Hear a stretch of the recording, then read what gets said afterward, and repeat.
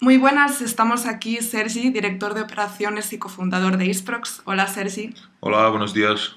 Y Alba, una servidora, responsable de comunicación en Isprox. Hoy tenemos el placer de hablar en exclusiva con Josep Ginesta, director del área de trabajo de PIMEC. Muy buenas, Josep. Hola, muy buenos días. Como sabemos, hay un borrador del gobierno por un real decreto de ayudas directas a empresas para la contratación de personal de forma indefinida. Entonces, bueno, queríamos saber un poco la versión de PIMEC, de si sabéis cómo está este borrador, si sabéis si se va a aprobar y si tenéis previsión de cuándo va a entrar esto en vigor. Pues buenos días, gracias Sergi y Alba y gracias a Isprox por ofrecernos esta posibilidad de explicar nuestra visión, nuestra perspectiva sobre estas ayudas y sobre la situación de actualidad del mercado de trabajo.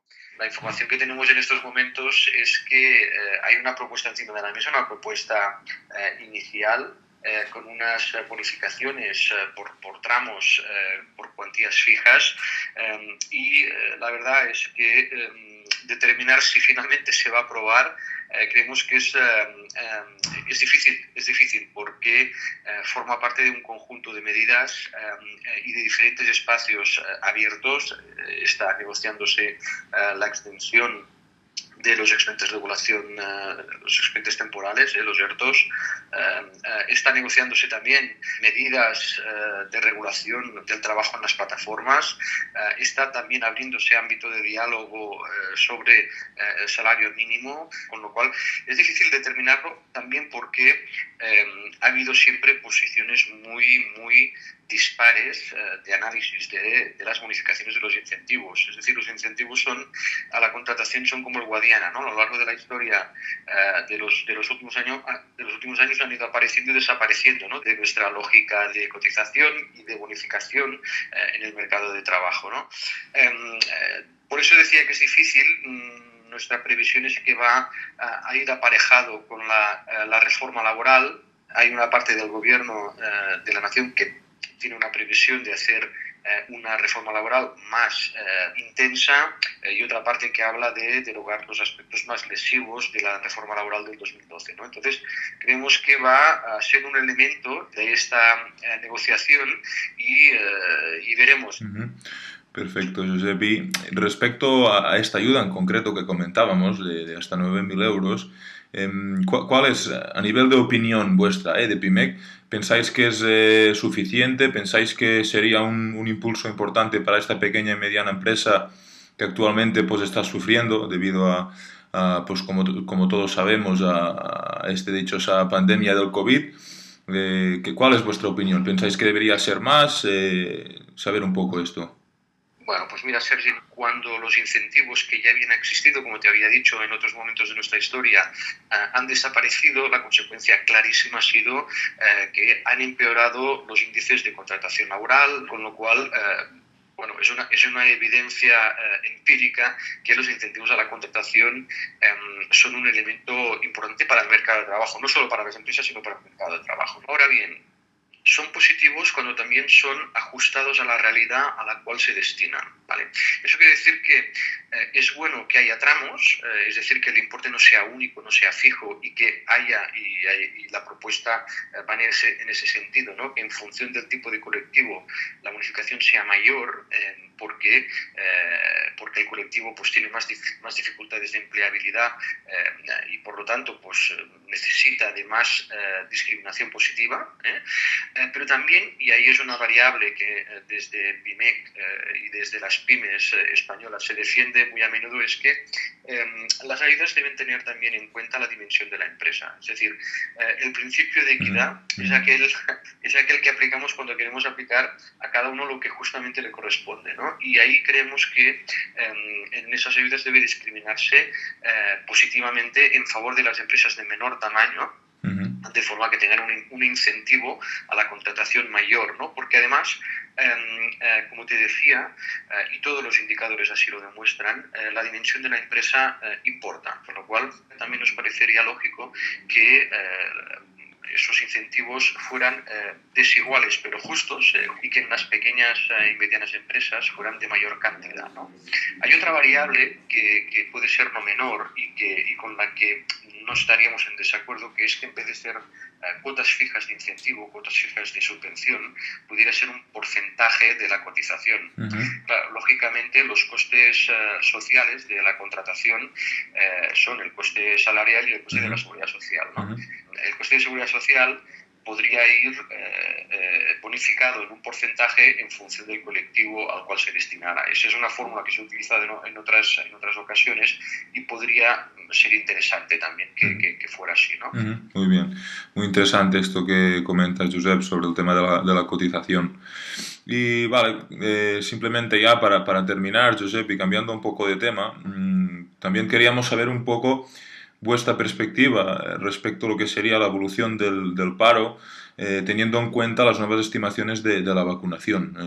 Sé que es una pregunta quizás complicada porque debido a la pandemia todo es muy difícil de prever, pero bueno, queríamos saber un poco cómo lo veis. Vosotros quizás tenéis más información que nosotros y, en fin.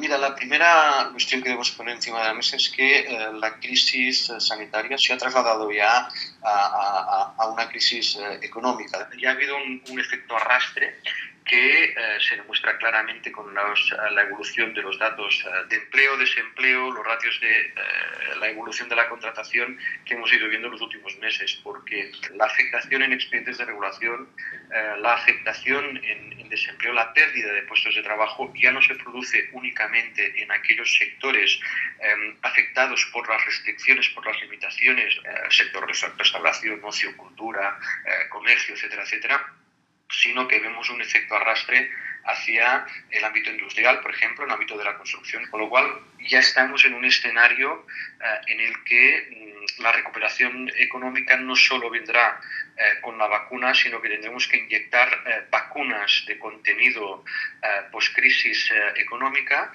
al mercado de trabajo, a la economía en general y al mercado de trabajo en especial, ¿no? Veíamos, por ejemplo, en el caso de Cataluña, con los datos de paro registrado del mes de diciembre y el análisis del año 2020, que solo en Cataluña se han perdido durante la pandemia y hasta el 31 de diciembre 88.000 puestos de trabajo. Y cuando veíamos o analizábamos de dónde habían desaparecido, dónde se habían perdido esos puestos de trabajo, también veíamos que 3 de cada 4 puestos de trabajo se habían perdido en cuentas de cotización que a su vez han desaparecido.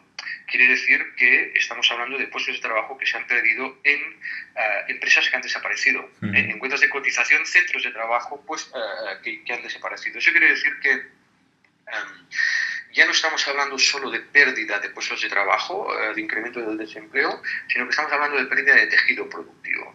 Estamos hablando de pérdida de empresas. Por eso será muy importante que cualquier medida que se tome, y ahora que estamos en esta tercera ola, que parece ser una ola que puede llegar a índices parecidos a los que tuvimos en el mes de marzo, tiene que venir acompañada con ayudas. Y ahí el problema que estamos viendo es que se demoran demasiado las ayudas. Y no solo se demoran demasiado, sino que a veces son de una dimensión muy inferior a la que realmente necesitarían las empresas.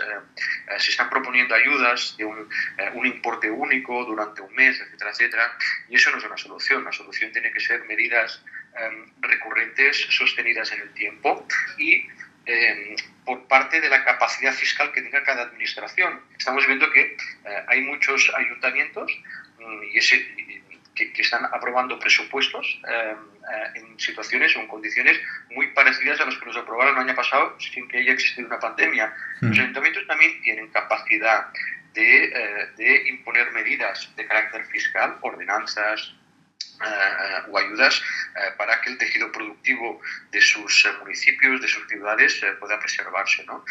Eso será determinante para que luego podamos ver cómo vamos llenando de puestos de trabajo esas empresas que hayamos podido salvar. Muy bien, Josep, muy buena fotografía de la situación actual. Gracias por las respuestas y solo esperar pues que todas estas ayudas se vayan materializando y que obviamente la situación pues mejore como antes posible para el bien de todo el mundo. Muy bien, pues gracias a vosotros, Sergi Alba, gracias a Xprox y a crecer, y a generar actividad. Por trabajo y ganas seguro que no va a faltar. Gracias. Muchas gracias, Un Josep. saludo. Un saludo. Mucha salud. Saludos.